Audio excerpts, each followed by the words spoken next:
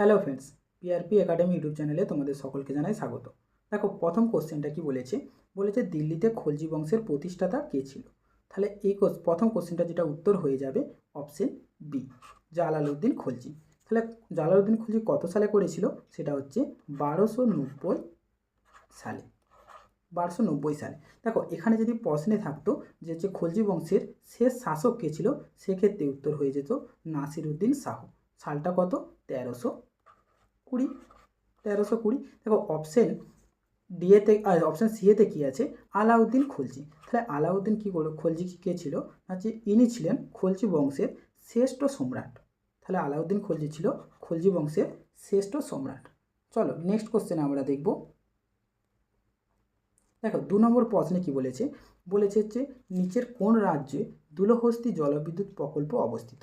তাহলে এই 2 নম্বর প্রশ্নে যেটার সঠিক উত্তর হয়ে যাবে সেটা হচ্ছে অপশন বি, জম্মু ও কাশ্মীর। জম্মু ও কাশ্মীর। জম্মু ও কাশ্মীর। তাহলে যদি বলে জম্মু ও কাশ্মীর কোন নদীর তীরে অবস্থিত, সেক্ষেত্রে উত্তর হতো চেনাব। কি হতো? চেনাব।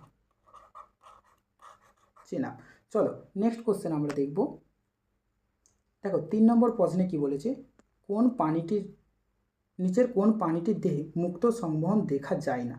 তাহলে এই ক্ষেত্রে 3 নম্বর প্রশ্নের যেটা উত্তর হয়ে যাবে সেটা হচ্ছে অপশন বি, কেঁচো। দেখো, অপশন এ, সি আর ডি এতে কী আছে, শামুক, আরশোলা ও চিংড়ি। এদের কি হয়, এদের হচ্ছে রক্ত তম্র ঘটিত রঞ্জক। হিমোসায়ানিন থাকার এদের রক্ত কি হয়, নীলাভ হয়। এদের রক্ত নীলাভ হয়। শামুক, আরশোলা ও চিংড়ি এদের রক্ত কিন্তু নীলাভ হয়। আর অমেরুদণ্ড যদি পানি বলে, সেক্ষেত্রে কেঁচো, জোঁক এদের কিন্তু রক্ত লাল হয়, আর মেরুদণ্ড পানিতে রক্ত লাল হয়। চলো নেক্সট কোশ্চেন আমরা দেখব। দেখো, 4 নম্বর প্রশ্নে যেটা বলেছে কি বুড়ি বালামের যুদ্ধ নিম্নের কোন বছর ঘটেছিল। তাহলে 4 নম্বর কোশ্চেনে যেটা উত্তর হয়ে যাবে সেটা হচ্ছে অপশন এ, 1915। এবারে দেখো, অপশন বি এতে কী আছে, 1930। 1930-এ কী হয়েছিল, অল ইন্ডিয়ার যুদ্ধ হয়েছিল। অল ইন্ডিয়ার যুদ্ধ হয়েছিল। অপশন সি এতে আছে 1919। 1919-এ কী হয়েছিল, রাওলাট আইন হয়েছিল। কী হয়েছিল, রাওলাট আইন 1919 সালে 13ই এপ্রিল কিন্তু হয়েছিল। এবারে অপশন ডি এতে আছে 1932। 1932-এ কী হয়েছিল, পুনা চুক্তি হয়েছিল 1932-এ। তাছাড়া দেখো, 1930-এ কিন্তু প্রথম গোল টেবিলের বৈঠক হয়েছিল, এবং 1932-এ তৃতীয় গোল টেবিলের বৈঠক হয়েছিল। চলো নেক্সট কোশ্চেন আমরা দেখে নেব। দেখো, 5 নম্বর প্রশ্নে কি বলেছে রড কোষ ও কোন কোষ মানব দেহের কোন অংশে উপস্থিত থাকে। তাহলে 5 নম্বর কোশ্চেনে যেটা সঠিক উত্তর হয়ে যাবে সেটা হচ্ছে অপশন সি, চোখে।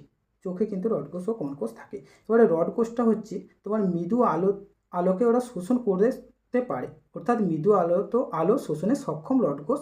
আর কোন কোষ হচ্ছে উজ্জ্বল আলো বর্ণ শোষণে সক্ষম।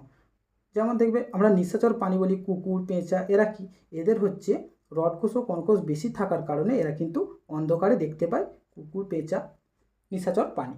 চলো নেক্সট কোশ্চেন আমরা দেখে নেব। দেখো, 6 নম্বর প্রশ্নে কি বলেছে, এই তো দেখো, এই কোশ্চেনটা তোমাদের সেকেন্ড কোশ্চেনে মনে বলেছি। দেখো কি বলেছে, প্রথম গোল টেবিলের বৈঠক কত সালে অনুষ্ঠিত হয়। তাহলে এটা যেটা উত্তর হয়ে যাবে, তোমাদের একটু আগেই বললাম অপশন সি, 1930 সালে কিন্তু প্রথম গোল টেবিলের বৈঠক হয়েছিল। এছাড়াও দেখো, অপশন ডি এতে আছে 31, এটাতে কিন্তু দ্বিতীয় গোল টেবিলের বৈঠক হয়েছিল। আর অপশন এতে আছে 1932, এটাতে কিন্তু তৃতীয় গোল টেবিলের বৈঠক হয়েছিল। চলো নেক্সট কোশ্চেন আমরা দেখে নেব।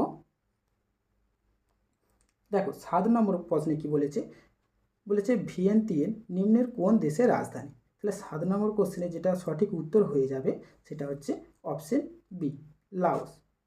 লাওসের রাজধানী ভিয়েন্তিয়েন। চলো নেক্সট কোশ্চেন আমরা দেখব।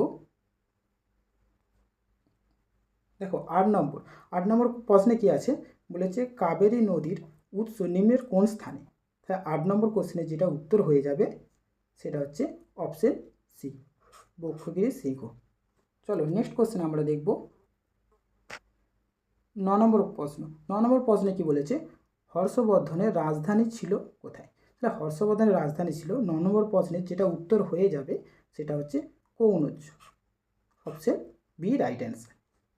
চলো নেক্সট কোশ্চেন আমরা দেখব। 10 নম্বর কোশ্চেন।